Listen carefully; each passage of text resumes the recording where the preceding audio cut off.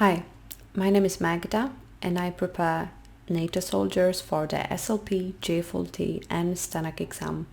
And in today's video, we'll talk about the language and the vocabulary we should use in order to talk about the war in Ukraine. The reason why I'm making this video is very simple, because a lot of my students have already started to be asked questions about the war in Ukraine, and I would like to help them with the language backup that I can provide in order to express better their ideas.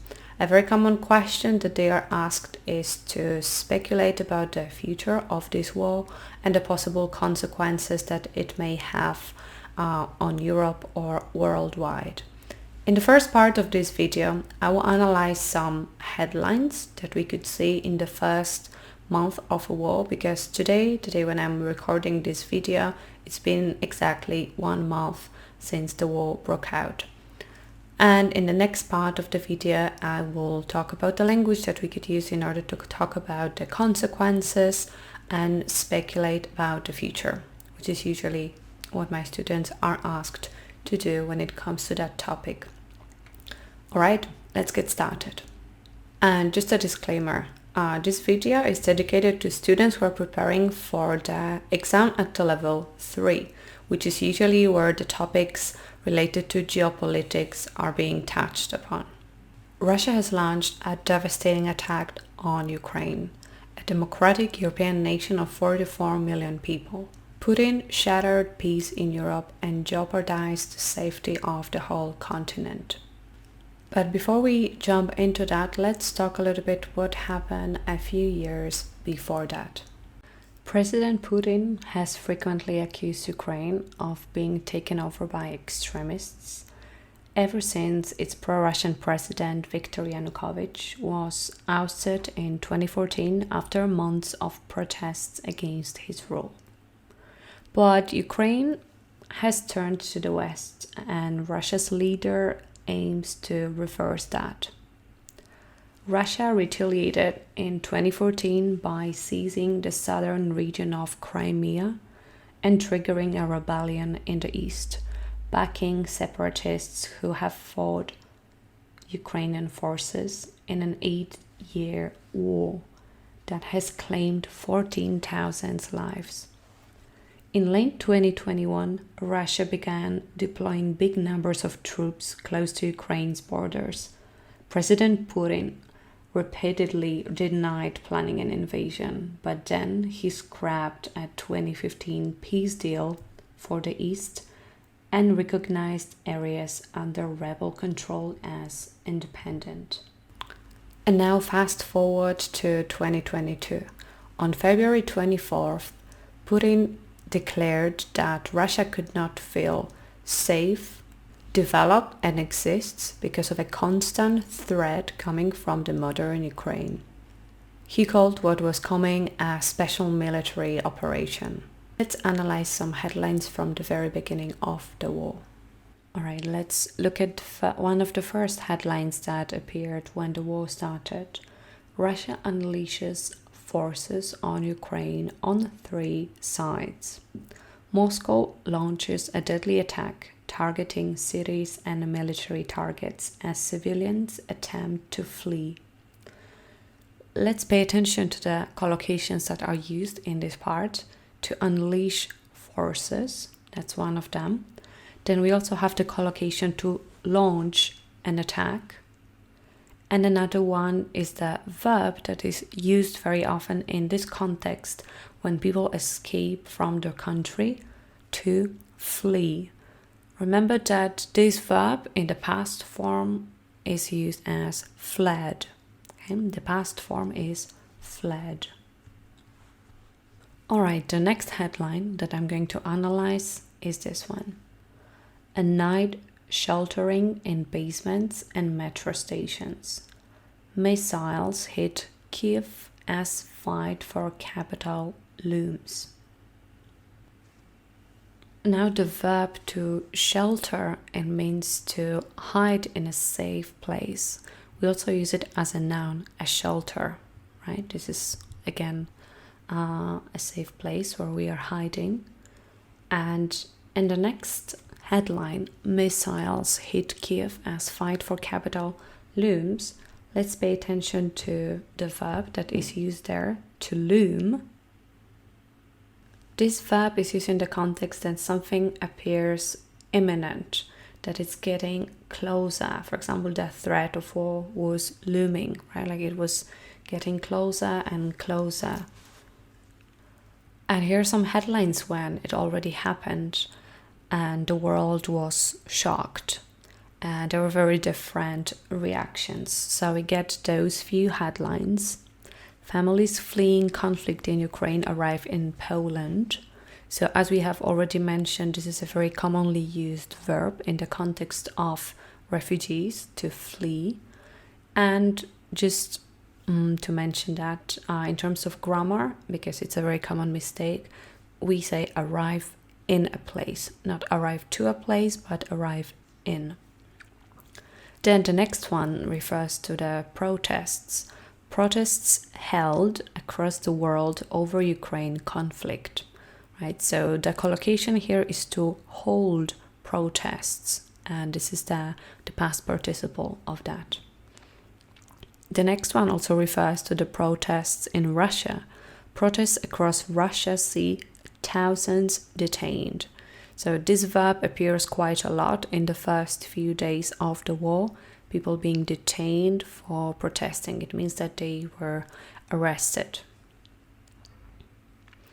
And the next one refers to something that has become a common practice in Europe, and not only in Europe.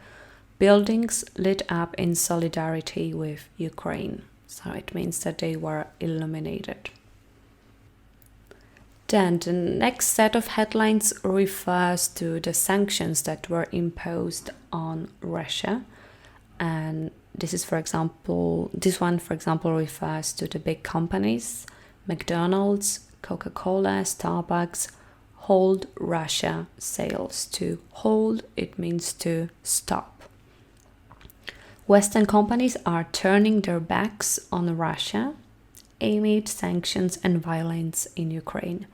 To turn one's back on someone, it means to abandon, to reject. And amid means in the middle of something. Here is the next headline: growing numbers of firms pull back from Russia. That's a very common phrasal verb that is used in this context, to pull back. Right, following the war timeline, Russian forces have made rapid gains across the south of the country, advancing east and west from Crimea. To the west, Russian forces are moving in the direction of Odessa, where Ukrainian forces are preparing for an attack in the coming days. Still, I'm talking about the end of February. It would seal off Ukraine from its coastline and secure a path for Russian forces from Donetsk to the Moldovan border. Here a very important verb is to seal off. This means to isolate. And let's take a look at a few headlines from the first 2 weeks of the war. Mariupol under siege. We are terrified. The word siege means attack, so the city is under attack. And in the subheadline, we read, residents of the southeastern city tell the BBC that they are being cut off by relentless Russian shelling.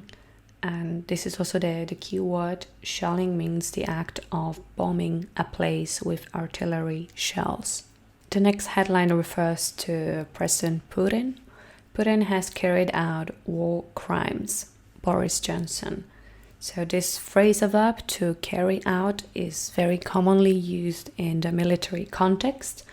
Carry out crimes, carry out an attack, carry out research, carry out survey, carry out your duties. You can use it in a variety of different contexts. Probably one of the most commonly used phrasal verbs.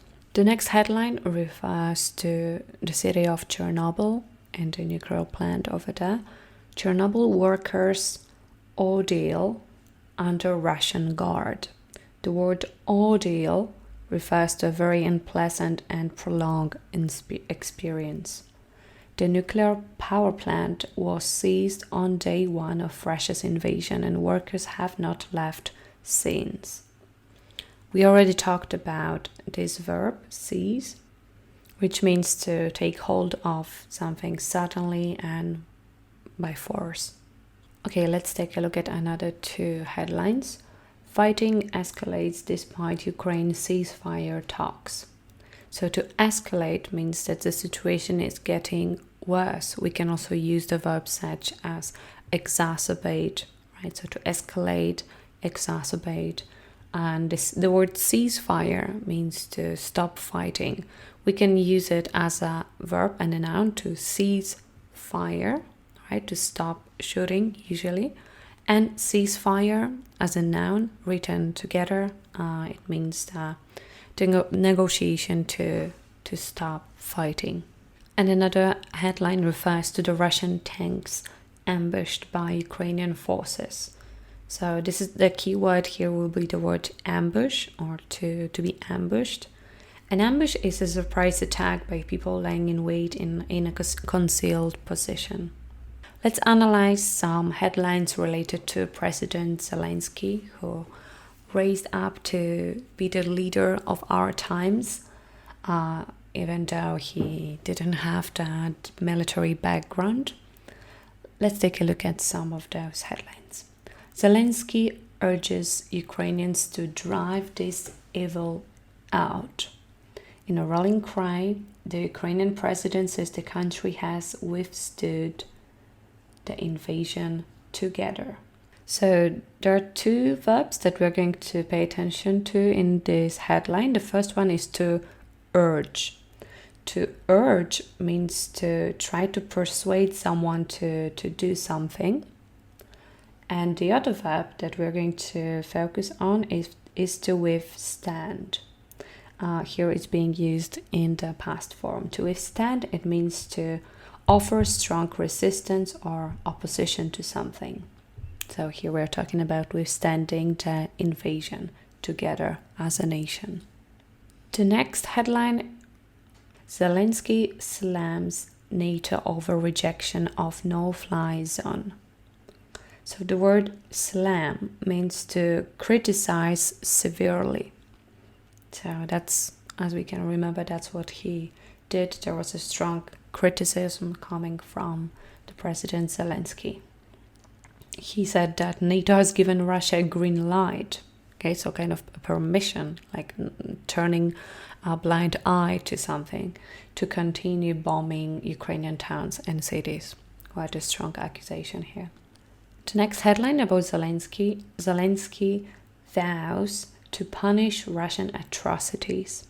So again, we're paying attention to the verb here. To vow means to make a solemn promise. And the word atrocities, it means horrible things that happened during the war. All of the war crimes, the violence. The Ukrainian president says the country will not forgive or forget those who murder its civilians. Alright, some expressions that you can use in order to talk about the consequences of the war would be result in, provoke, spark, and bring about. And when we talk about the consequences of this war, I would focus on a few layers. One of them would be the human level, which refers to the refugee crisis. Since the invasion began, more than 2 million people have fled Ukraine, according to the United Nations. And it's the fastest growing refugee crisis in Europe since World War II. Another level that I would focus on when discussing the consequences of the war in Ukraine would be the economic level. For example, the cost of gas in Europe, which has hit record levels. And here again, here are a few headlines related to that situation. Gas prices soar, sparking fears over bill rises. So to soar, it means to increase rapidly on a large scale. The other few headlines, how new sanctions could cripple Russia's economy, so to hurt it, to make it less efficient, to do harm to it, to cripple. And another headline, Putin likens sanctions to declaration of war. That's quite an interesting verb, which a lot of people might confuse with the verb like, but the meaning is completely different. It means that he points out the resemblance of something, in this case the sanctions, imposing those sanctions, to declaration of war. So Russia is now headed towards severe foreign exchange constraints and massive goods shortages. Another consequence, which is related both with the economy and the military directly, is a sudden and profound shift in European attitudes to defense spending. Many European countries raised their military spending over Ukraine war. Here is one of those headlines related to the topic.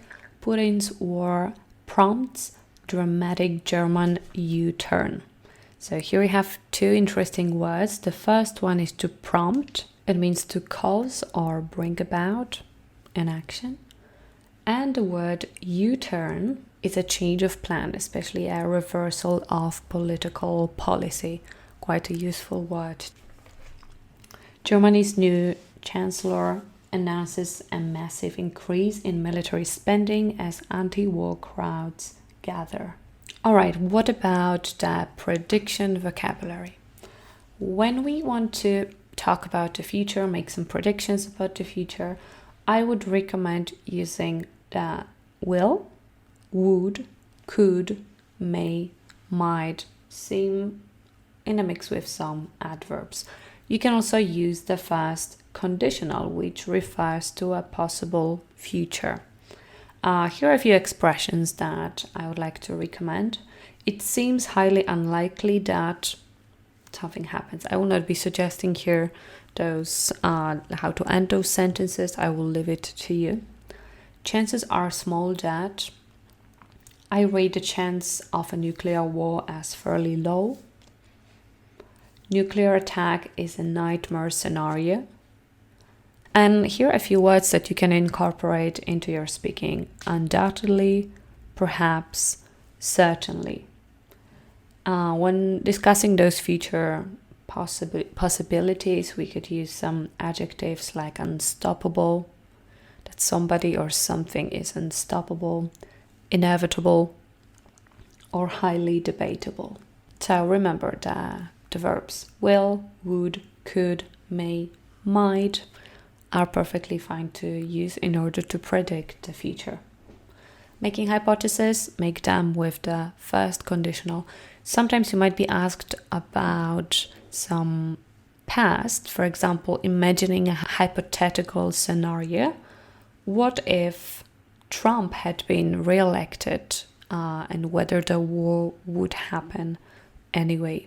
Here we could use either the third conditional to discuss those unreal past scenarios, or a mixed conditional, because we are mixing the past with the present. Thank you for watching this video. If you would like to support Ukraine and Ukrainians, I will leave the link in the description of this video to the charity that raises money to help them. I'm sending a hug and take care of yourself in those challenging times.